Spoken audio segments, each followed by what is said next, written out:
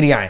प्रतिवर्ती क्रियाएं क्या होती हैं? प्रतिवर्ती क्रियाएं वो होती हैं मेरे छोटे भाई बहन जिसको हम नियंत्रित नहीं कर सकते, मतलब हमारे कंट्रोल में नहीं है, वो एकदम से निकलती हैं। तो उन क्रियाओं को क्या कहा जाता है? प्रतिवर्ती क्रियाएं कहा जाता है। देखो ये लिखा हुआ है, अपन इसको पढ़ लेते। इन क्रियाओं को हमारी अपनी इच्छा से नियंत्रित नहीं किया जा सकता है। तो ऐसी क्रियाएं जो हमारी इच्छाओं से नियंत्रित नहीं होती हैं वो प्रतिवर्ती क्रियाएं होती हैं और तुरंत होती हैं।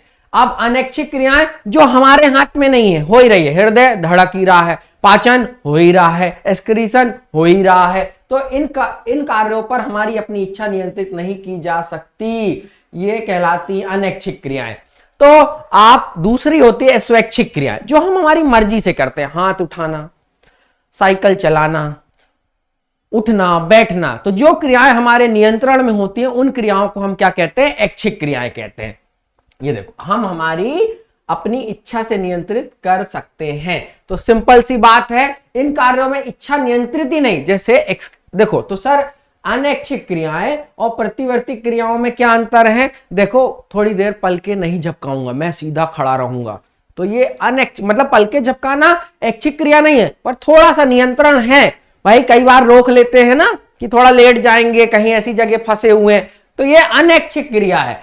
पर प्रतिवर्ती जब हम कंट्रोल ही नहीं कर पाए, जैसे ही आग में हाथ गया पीछे आ जाता है, ये हो गई प्रतिवर्ती क्रिया। ये समझना जरूरी था, है ना। सोच शामिल है, मस्तिष्क शामिल है, इसमें सोच शामिल नहीं है, इसमें मस्तिष्क शामिल है ना। इसमें मस्तिष्क शामिल है पर सोच शामिल नहीं है, और इसमें सोचना शामिल नहीं है, इसमें रीढ़ की हड्डी शामिल है। पीएनएस, पेरिफेरल नर्वस सिस्टम, मतलब परिधि नर्वस सिस्टम, कल पढ़ाया था ना ये आ जाता है इसमें, ठीक है, बिल्कुल। स्वैच्छिक क्रिया जैसे चलना, नृत्य करना, और लिख लो, दौड़ना, उठना, बैठना, है ना, बात करना, किसी से बात करने का मन नहीं है तो नहीं करना। अच्छा छोटे भाई बहनों, स्कूल जाना को किस श्रेणी में रखोगे? आप स्कूल जाना को स्वैच्छिक क्रियाओं में रखोगे कि अनैच्छिक क्रियाओं में रखोगे? अपना कमेंट करके जरूर भेजिएगा कि स्कूल जाना की क्रिया क्या है। अच्छा, जैसे रक्त पंप करना, ये सब अनैच्छिक क्रियाएं भाई हो गई। हृदय का धड़कना होगा, बंद हो गया तो दिक्कत हो जाएगी। फिर उसके बाद पलके झपकाना, किसी गर्म वस्तु को छूना, ये तो मैंने आपको बता ही दिया। अब आ जाते हैं ब्रेन, अपना ब्रेन, जिसके 3 पार्ट होते हैं मेरे छोटे भाई बहन। मेन रूप से ब्रेन के 3 पार्ट होते हैं। सर कौन कौन से पार्ट होते हैं? तो सबसे पहला पार्ट होता है फोर ब्रेन, फोर ब्रेन के बाद होता है मिड ब्रेन, और तीसरा होता है hind brain. Fore brain, mid brain, hind brain, ये हमारा शरीर की सभी क्रियाओं को नियंत्रित करता है और उनके बीच कोऑर्डिनेशन मतलब समन्वय बनाता है। तो मस्तिष्क जो है वो हमारे शरीर की चाबी है। तो शरीर का सबसे ऊंचा समन्वय केंद्र देखो, समन्वय केंद्र है ना, खोपड़ी के अंदर कपाल नामक एक बॉक्स द्वारा सुरक्षित, क्रेनियल बॉक्स के द्वारा क्या होता है? प्रोटेक्टेड होता है। मस्तिष्क 3 झिल्लियों से घिरा होता है जिनमें मेनिजेस कहा जाता है। ये क्वेश्चन पूछा जाता है। मेनिजेस झिल्लियों के बीच के स्थान को मस्तिष्क मेरु द्रव भरा होता है। ये नहीं पूछेगा, ये पढ़ेगा। The space between the membranes is filled with the cerebrospinal fluid. ये याद रख लेना, इसमें तो बहुत ही कंफ्यूज हो जाओगे। क्लियर है? तो अब मस्तिष्क पढ़ना है। आपके पास है मस्तिष्क कि नहीं है? तो बताओ। ये द्रव मस्तिष्क को आंतरिक झटकों से बचाता है। कौन सा द्रव? मस्तिष्क मेरु द्रव। मस्तिष्क मेरु द्रव आंतरिक झटकों से हमें बचाता है। चलो, ये ब्रेन है, एक बार देख लो आपके पास है कि नहीं है, ये भी पता कर लो। है, सबके पास है, कोई बात नहीं तो ऑफेंड हो जाओ। हाँ, तो बेटा मैंने क्या बताया? 3 भाग होते हैं। अग्र मस्तिष्क, इसके 3 भाग होंगे, है ना। मध्य मस्तिष्क कोई भाग नहीं है। पश्च मस्तिष्क, इसके भी 3 भाग होंगे। तो fore brain, mid brain, hind brain, है ना। Fore brain, mid brain, hind brain, ठीक है। तो मस्तिष्क के कितने भाग होते हैं? 3 भाग होते हैं। याद रखना, अग्र मस्तिष्क, पश्च मस्तिष्क, मध्य मस्तिष्क, ठीक है। Good, very good. तो ये याद रखना है, जैसे सेरिब्रम, थैलेमस, हाइपोथैलेमस। ये हो गए 3 भाग इसके, सेरिब्रम, थैलेमस, हाइपोथैलेमस। मध्य मस्तिष्क क्या है? इन दोनों के बीच में होता है। और पश्च मस्तिष्क में क्या आता है? पश्च मस्तिष्क में आता है सेरिबेलम, मेडुला ऑब्लुंगेटा, ये सब पश्च मस्तिष्क के भाग है। तो अब आ जाते हैं अग्र मस्तिष्क के भागों में। तो पहला, अग्र मस्तिष्क में कौन कौन से भाग शामिल हैं? 3 भाग शामिल है, मैंने आपको बता दिया। इसमें से सबसे बड़ा भाग कौन सा होता है? तो सेरिब्रम, सेरिब्रम होता है। सेरिब्रम को बोलते हैं परम मस्तिष्क, परम मतलब बड़ा, परम, तो सबसे बड़ा। दूसरा होता है थैलेमस और तीसरा होता है हाइपोथैलेमस, जिसको हम डाइएनेस्फेलॉन भी कहते हैं। और क्वेश्चन अलर्ट, क्वेश्चन अलर्ट क्या है कि डाइएनेस्फेलॉन किन 2 मस्तिष्क के भागों से मिलकर बनता है? तो थैलेमस और हाइपोथैलेमस से मिलकर बनता है। अग्र मस्तिष्क के कितने भाग होते हैं? 3 भाग होते हैं। कौन से 3 भाग होते हैं? तो परम मस्तिष्क, थैलेमस, हाइपोथैलेमस। सेरिबेलम, सेरिब्रम, ब्रम याद रखना, सेरिबेलम किसका भाग है? सेरिबेलम भाग है पश्च मस्तिष्क का। सेरिब्रम किसका भाग है? अग्र मस्तिष्क का। ठीक है, क्लियर है बेटा? ये इंपॉर्टेंट था। चलो अब आगे चलते हैं। तो सेरिबेलम मानसिक क्षमताओं का केंद्र है, मतलब जो हमारी सोचने की, मेमोरी की, सोचने की, समझने की सारी शक्तियां आ गई आ जाती हैं। तो देखो सबसे इंपॉर्टेंट, अब क्वेश्चन कैसे आता है कि एक बच्चा है, जैसे एग्जांपल के तौर पे मैं आपको बताऊं कि क्वेश्चन कैसा आएगा कि एक बच्चा है जिसकी लगातार परीक्षाओं में कम नंबर आ रहे हैं, उसको पढ़ने के सारे संसाधन दिए गए हैं, पर वो चीजों को याद नहीं कर पा रहा है। तो बताइए वो किस मस्तिष्क का प्रयोग नहीं कर पा रहा है? तो बेटा किसका नहीं कर पा रहा है? फोर ब्रेन का नहीं कर पा रहा है। फोर ब्रेन में भी किसका भाग नहीं, किसका प्रयोग नहीं कर पा रहा है? सेरिब्रम का प्रयोग नहीं कर पा रहा है। परम मस्तिष्क का नहीं कर पा रहा है। अब भैया एमपीपीएससी का सी सेट निकालना है। एमपीपीएससी का सी सेट मतलब बेटा लॉजिकल रीजनिंग आपकी कैसे अच्छी होगी? जब आप अग्र मस्तिष्क का भाग का प्रयोग करेंगे। जब आप अग्र मस्तिष्क का प्रयोग करते हैं तब आपकी रीजनिंग अच्छी होती है। भावनाओं और वाणियों पर नियंत्रित करता है। भैया ज्यादा उत्तेजित हो गए, ज्यादा सोचने लगे और कुछ भी बिना सोचे समझे एक्शन ना लो, यही देखता है। तो सबसे इंपॉर्टेंट है स्मृति। बच्चों के लिए अग्र मस्तिष्क का परम मस्तिष्क इंपॉर्टेंट है परीक्षा में पास होने के लिए, क्योंकि ये स्मृति और रीजनिंग पर काम करता है। याद रहेगी मेरी बात? बिल्कुल सही। संवेदनाओं की व्याख्या करता है और दर्द, ठंड, गर्मी, दबाव के प्रति प्रतिक्रिया करता है। दर्द हुआ तो मरहम लगा लो, ठंड लगी तो रजाई ओढ़ लो, गर्मी लगी तो पंखा चला लो। तो ये सारी क्रियाएं करता है। पर क्वेश्चन बनने वाले 2 पॉइंट कौन से हैं? मेमोरी और तर्क धारणा। ये सबसे ज्यादा पूछा जाने वाला क्वेश्चन है इस पॉइंट से। चलो अब आगे चलते हैं। अब आते हैं परम मस्तिष्क के लोब, मतलब लोब्स ऑफ सेरिबेलम। सबसे पहला होता है ललाट लोब। ललाट लोब, ललाट है हमारे अंदर स्मृति की। तो स्मृति अधिनियम और तर्क का केंद्र बोलने का समन्वय करता है ना। फ्रंटल लोब कहते हैं जिसको।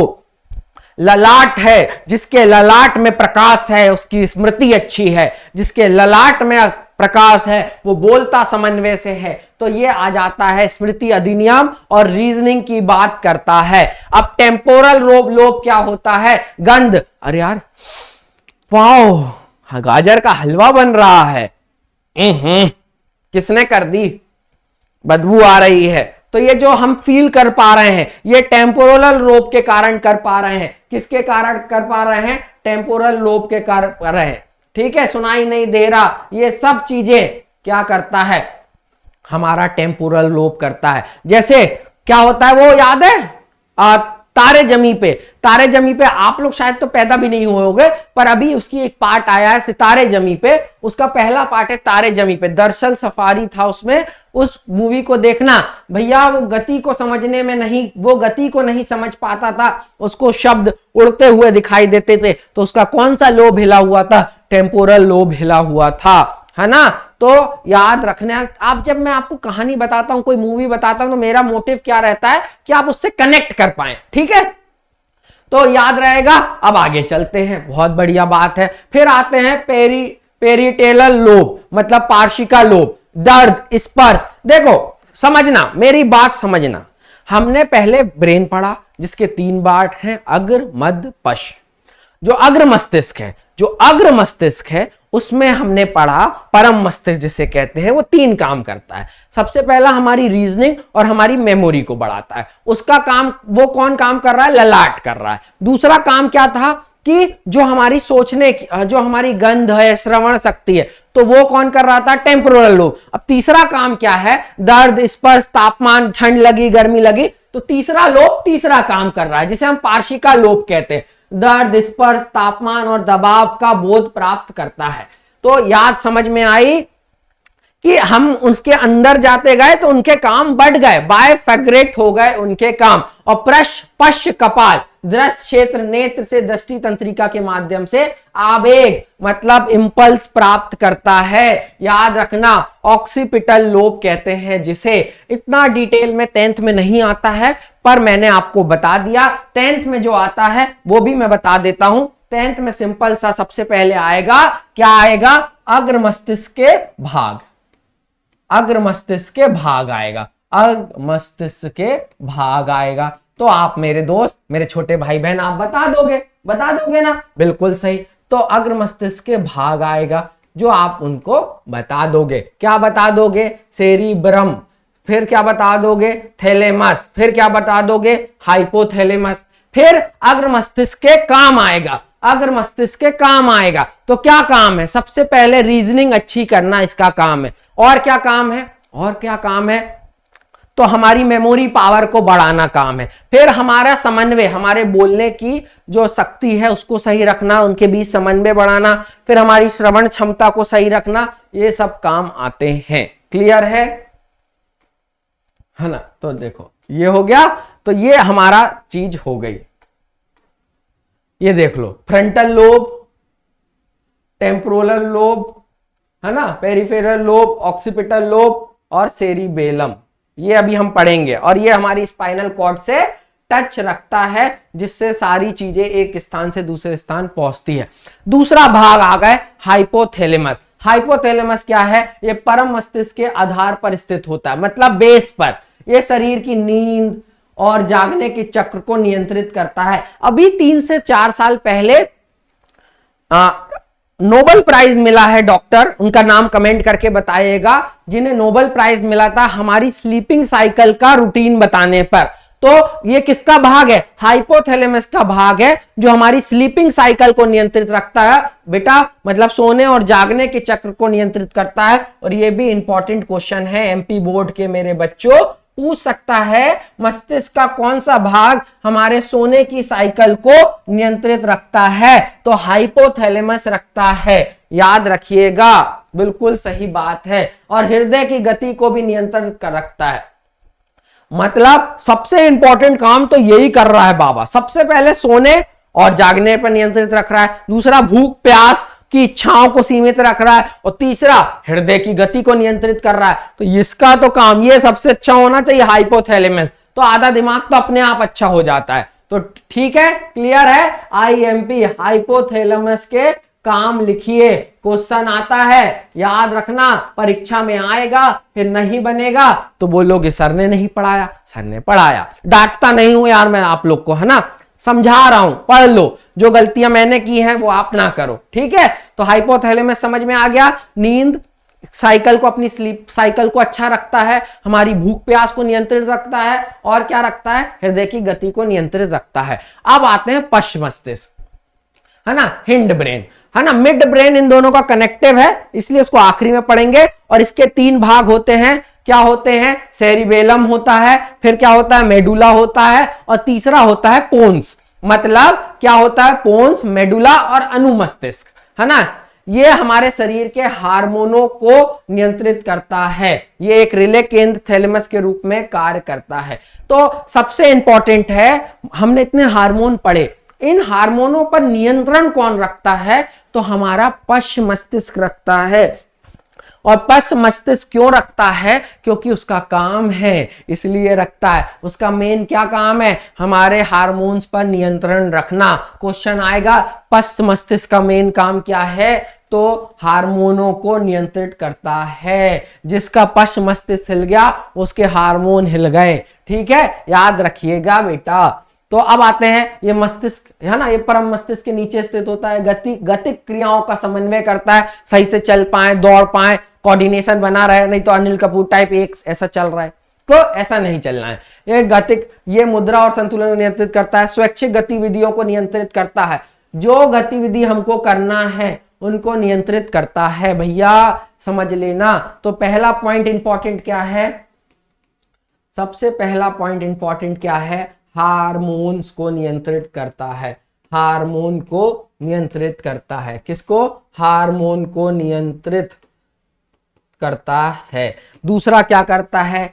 ऐच्छिक, स्वैच्छिक या ऐच्छिक गतियों को नियंत्रित करता है। याद रखना, स्वैच्छिक गतियों को नियंत्रित करता है। ये भी इंपॉर्टेंट है, गतियों को नियंत्रण करता है। ये सब इंपॉर्टेंट चीजें हैं जो आपको पता होनी चाहिए, है ना। जो हमारा पोस्चर है और बैलेंस है, आड़ा टेढ़ा तो नहीं हो गया, ऐसा ही है। नहीं तो कई लोग ऐसे हो जाते हैं, है ना, ऐसे हो जाते हैं। उम्र के साथ आपके घर में आपने अपनी दादी, बड़ी मम्मी, ताई को देखा होगा, उनका पोस्चर बिगड़ने लगता है। तो उनका कौन सा मस्तिष्क काम नहीं कर रहा है? अनुमस्तिष्क काम नहीं कर रहा है, सेरिबेलम काम नहीं कर रहा है, स्लो हो गया। उम्र के साथ होता है, टेंशन वाली बात नहीं है ना। अब मेडुला ऑब्लुंगेटा, जितना कठिन नाम उतना अच्छा काम, जितना कठिन काम उतना अच्छा काम। तो ये मस्तिष्क स्तंभ बनाता है। आधार पर ये कोई नहीं, हृदय की धड़कन और श्वसन, लार, स्त्राव, उल्टी जैसे अनैच्छिक क्रियाओं को नियंत्रित करता है। मतलब ये क्या करता है? इंपॉर्टेंट यही है। क्या मेरुरज्जु तक जाता है? नहीं, ये शून्य, हृदय की धड़कन और श्वसन, लार, स्त्राव, उल्टी जैसी अनैच्छिक। तो मेडुला वो क्या था? स्वैच्छिक गतियों पर नियंत्रित कर रहा था। कौन? सेरिबेलम। और ये किसको कर रहा है? अनैच्छिक को कर रहा है। याद रखिएगा, है ना। और ये पॉइंट भी याद रखिएगा। अब आ जाते हैं पोन्स। ये अनैच्छिक कार्यों को भी नियंत्रित और श्वसन को भी नियंत्रित करता है। बहुत आईएमपी। पोन्स का काम सबसे ज्यादा पूछा जा सकता है। तो अनैच्छिक क्रियाओं और श्वसन दोनों को नियंत्रित करता है। श्वसन को नियंत्रित करने का काम कौन करता है? पोन्स करता है। तो हमने क्या क्या पढ़ा, याद रखना वाली बात है। अभी अपन रिवीजन भी करेंगे, कोई दिक्कत नहीं। अब मध्य मस्तिष्क क्या है? तो भैया अग्र मस्तिष्क, मतलब फोर ब्रेन और हिंड ब्रेन के बीच में जो ब्रेन होता है उसको कहते हैं मिड ब्रेन, जिसे हम कहते हैं मध्य मस्तिष्क। ये लिखा, पहली लाइन ही लिखी है। इन दोनों के बीच में सेतु, मतलब ब्रिज का काम करता है। किसका काम करता है? ब्रिज का। ये सेतु का काम करता है। और अर्घ मस्तिष्क, ठीक है, ये कई अनैच्छिक क्रियाओं को नियंत्रित और मुख्य रूप से दृष्टि, श्रवण की इंद्रियों से संबंधित है। ग्लैंड्स, है ना। तो ये इंपॉर्टेंट चीजें हैं। चित्र बहुत इंपॉर्टेंट है, डायग्राम बहुत इंपॉर्टेंट है। ब्रेन का डायग्राम बहुत अच्छे से पढ़ के आना। तो अब एक बार फटाफट रिवीजन कर लो। ब्रेन के कितने part? 3 part, fore brain, mid brain और हिंड ब्रेन। फोर ब्रेन के कितने पार्ट? 3 पार्ट। मिड ब्रेन के कितने पार्ट? 0 पार्ट। और हिंड ब्रेन के कितने पार्ट? 3 पार्ट। तो 3 6 पार्ट पड़े, मिड का कुछ नहीं है ना। अब उसके कौन कौन से परम मस्तिष्क, हाइपोथैलेमस और थैलेमस। इसके कौन कौन से पार्ट? अनुमस्तिष्क, मेडुला ऑब्लुंगेटा और पोन्स। बस याद हो गया। देखो आंख बंद करके बोल दिया। अरे दादा अब्बा, आप भी ऐसे 4-5 बार बोलो। देखो मेरी बात सुनो, मेरी क्लास जब लिया करो तो एक कोने में बैठ जाया करो और कोने में बैठकर बोला करो बार बार, आंख बंद करके। लगना चाहिए आपके माँ बाप को कि कुछ मेरा बच्चा कर रहा, और लगना नहीं चाहिए सही में ऐसा करना है। तो ऐसे याद हो जाता है बेटा, फिर पेपर में बन जाता है। ठीक है। अब अपन आते हैं तंत्रिका अंगों की सुरक्षा कैसे होती है। बहुत जरूरी है भाई। तंत्रिका अंगों की सुरक्षा नहीं करोगे तो ब्रेन हिल गया तो सब हिल जाएगा, और सब हिल गया तो दिक्कत हो जाएगी। 1 मिनट थोड़ा सा, है ना। चलो शुरू करें। तो मस्तिष्क की सुरक्षा। मस्तिष्क एक अस्थि कोष में स्थित होता है जिसमें कपाल कहते हैं, है ना, मैंने कहा था क्रेनियल बॉक्स कहते हैं, और ये खोपड़ी का एक भाग है, ठीक है। मस्तिष्क की 3 झिल्लीदार आवरणों से घिरा होता है जिन्हें मेनिजेस कहते हैं, ये भी मैं बता चुका हूं। ड्यूरा मोटर, एरेक्नाइड मोटर और पिया मेंटर, है ना, ये चीजें आपको याद रखनी है, इसमें कुछ समझाने वाली बात नहीं है, जो समझाने वाली बात थी ये मैं बता चुका हूं, ठीक है, वेरी गुड, ठीक है। रीढ़ की हड्डी की सुरक्षा भी जरूरी है, जिसके लिए हमें क्या है, ट्रेन की तरह रीढ़ की हड्डी का आवरण में लिपटी होती है, और ये इन्हें मस्तिष्क मेरुद्रव होता है, इसमें भी मस्तिष्क मेरुद्रव होता है और उसमें भी होता है। रीढ़ की हड्डी स्तंभ या रीढ़ की हड्डी द्वारा सुरक्षित होती है, रीढ़ की हड्डी कशेरुका स्तंभ, है ना, या रीढ़ की हड्डी द्वारा ही सुरक्षित होती है, और ये कितनी होती हैं, 33 होती हैं, ये इंपॉर्टेंट पॉइंट था। अब आ जाते हैं एंडोक्राइन ग्लैंड्स। एंडोक्राइन ग्लैंड्स जो एक इंपॉर्टेंट टॉपिक है, इसको पढ़ना है ना। तो एक होता है एंडोक्राइन ग्लैंड्स और एक होता है एक्सोक्राइन ग्लैंड। एंडो मतलब देखो, एंडो मतलब अंदर, एक्सो मतलब बाहर। तो एंडोक्राइन ग्लैंड क्या होती हैं, जो अंदर होती हैं। एक्सोक्राइन क्या होती हैं, जो बाहर के लिए, मतलब जो बंद नली में जो चीज चलती है उनको एंडो कहा जाता है, खुले में जो चलती हैं उनको एक्सो कहा जाता है। क्लियर है ना, इसमें कोई दिक्कत नहीं। देखो क्या होगा, एंडोक्राइन ग्लैंड बाहर, मतलब एंडोक्राइन एक्सोक्राइन, इसको अंतःस्रावी लिख लेना बेटा, है ना। नलिकाएं, जिसमें एंडोक्राइन, जिसमें नलिकाएं ना हो, इस बाह्य स्त्रावी में जहां नलिकाएं हो, है ना। तो ये चीज पढ़ लेना, इसमें थ्योरी लिखी है, मैंने आपको समझा दिया है, उस तरीके से आपको पढ़ना है। हार्मोन्स पढ़ लेने हैं, है ना, जैसे थायराइड ग्रंथि, पिट्यूटरी ग्रंथि, है ना, ये सारी ग्रंथियां हार्मोन को नियंत्रित करती हैं, और ये आपके सिलेबस का है। हाँ सर, हार्मोन्स क्या होते हैं, इतना सारा आपने हार्मोन बताया, तो हार्मोन्स क्या होते हैं। हार्मोन एक रासायनिक पदार्थ है, रासायनिक पदार्थ बेटा। IMP question alert, IMP question, IMP question 1 mark 2 mark, जो भी आपका एक छोटा वाला क्वेश्चन आता है ना, उसमें आएगा कि हार्मोन्स क्या होते हैं। तो हार्मोन एक रासायनिक पदार्थ होते हैं जो शरीर में संदेशवाहक अणुओं की तरह काम करते हैं। हार्मोन अंतःस्रावी ग्रंथियों द्वारा अल्प मात्रा में स्रावित होते हैं। तो हार्मोन की परिभाषा क्या हो गई, जैव रासायनिक पदार्थ होते हैं जो शरीर में संदेशवाहक के रूप में काम करते हैं। बढ़िया, पढ़ते चलो, कोई दिक्कत नहीं। चलो, अंतःस्रावी तंत्र, अंतःस्रावी तंत्र मतलब एंडोक्राइन सिस्टम, जिसमें हम हाइपोथैलेमस, हार्मोन मुक्त करने वाला पिट्यूटरी ग्रंथि का हार्मोन स्रावित करने के लिए प्रेरित करता है। किसको प्रेरित करता है, पिट्यूटरी ग्रंथि को। पिट्यूटरी ग्रंथि, पिट्यूटरी ग्लैंड को क्या कहा जाता है बेटा, लिख लो, मास्टर ग्लैंड कहा जाता है। मास्टर ग्लैंड क्यों कहा जाता है, क्योंकि ये सभी पर नियंत्रित रखती है। पिट्यूटरी ग्लैंड भी एक आईएमपी क्वेश्चन है ना। ये क्या है, अंतःस्रावी तंत्र का नियंत्रण केंद्र, तापमान नियंत्रण, भोजन सेवन, नींद और जगाने की क्षमता, प्यास, भावनात्मक व्यवहार प्रभावित करता है। तो मास्टर ग्लैंड जो है वो हमारे शरीर के ब्रेन को मदद करती है। इस पॉइंट से हमें ये बात समझ में आई, आपको भी आ गई होगी। हाइपोथैलेमस में जो क्या भाग है, पिट्यूटरी ग्लैंड। पिट्यूटरी ग्लैंड क्या है, पिट्यूटरी ग्लैंड जो है वो मास्टर ग्लैंड है, जो हमारी शरीर की किन किन चीजों को बेटा बताओ, तापमान नियंत्रण, भोजन सेवन, नींद और ये सारी चीजों पर प्रभावित करती है। वेरी गुड, ये आ गया। वृद्धि hormone, growth hormone, HGH, HGH लिखा हो तो ह्यूमन ग्रोथ हार्मोन, GH लिखा हो तो ग्रोथ हार्मोन, हमारी वृद्धि को नियंत्रित करता है। अच्छा, आपको क्या लगता है वृद्धि हमेशा पॉजिटिव होती है? अच्छा सोचो, आप बढ़ते ही जा रहे हो, बढ़ते ही जा रहे हो, 50 साल तक आपकी हाइट बढ़ती जा रही है, लो आसमान में पहुंच गई, नहीं, गलत है। तो नियंत्रण करना, ग्रोथ पर नियंत्रण करना भी जरूरी है, नहीं तो जरूरत से ज्यादा लंबे लोगों को हम अलग देखने लगते हैं ना। तो ग्रोथ जरूरी है पर उस पर नियंत्रण भी जरूरी है। तो वृद्धि एवं विकास को नियंत्रित करता है, इसलिए इसको नियंत्रित लिखा है। पिट्यूटरी ग्लैंड जो मास्टर ग्लैंड है वो हमारी ग्रोथ हार्मोन को सीक्रेट करती है, स्रावित करती है और उनको नियंत्रित भी करती है कि भाई 23-24 साल तक हाइट बढ़े, फिर उसके बाद ना बढ़े, ये जरूरी है ना। अति स्त्राव, अत्यधिक स्त्राव, विशालता, अल्प स्त्राव या मतलब जब ज्यादा हो जाए तो क्या हो जाएगा, बहुत ज्यादा लंबा हो जाएगा, 10 फीट का हो जाएगा, कम हो जाए तो बोना हो जाएगा। ये तो कोई बात ही नहीं हुई, समझ गए हमारे बच्चे, है ना। अब आते एडीएच, मूत्र निर्माण के दौरान जल को पुनः अपशोषण नियंत्रित करता है। 3 मेथड कल पढ़ाई थी, जो जरूरी चीजें निकल गई, फिल्ट्रेट हो गई किडनी से, उनको एब्जॉर्ब करके वापस ऊपर भेजना, ये वाली बात आ गई। और ऑक्सीटोसिन, ये इंपॉर्टेंट है, प्रसव महिलाओं, जब आपके बच्चा होता है घरों में तब ऑक्सीटोसिन रिलीज होता है, इंपॉर्टेंट है। और स्तन ग्रंथियों को दूध का स्त्राव, ये इंपॉर्टेंट क्वेश्चन है।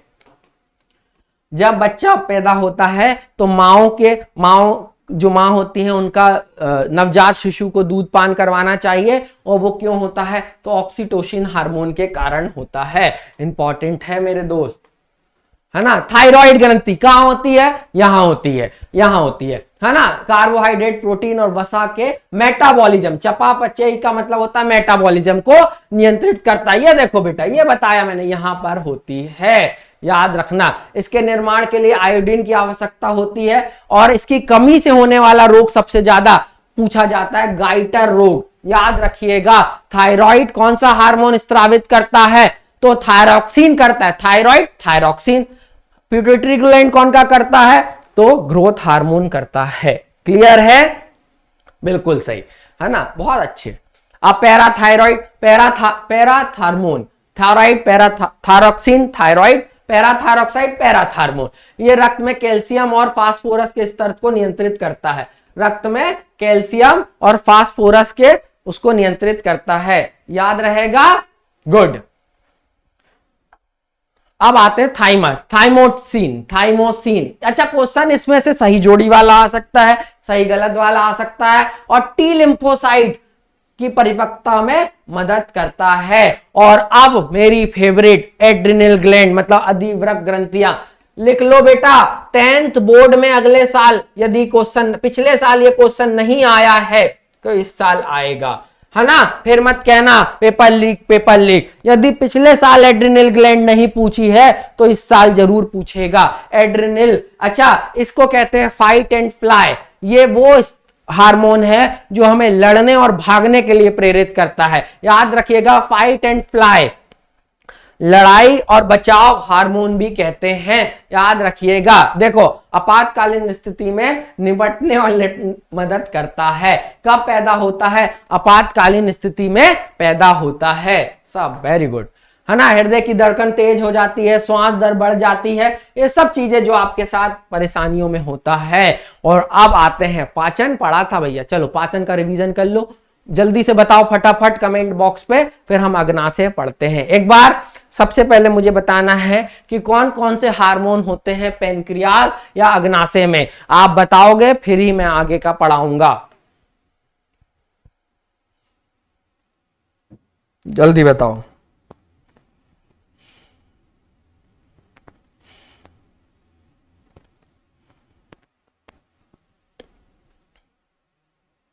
चलो, सबको पता ही होगा, आगे शुरू करते हैं। अंतःस्रावी और बाह्य ग्रंथियों के रूप में कार्य करता है, मतलब ये भी आईएमपी है जो दोनों के लिए काम करता है। देखना, अगले साल, पिछले साल ये क्वेश्चन आया होगा तो इस साल नहीं आएगा। ये ऐसे क्वेश्चन बता रहा हूं जो आते ही आते हैं, है ना।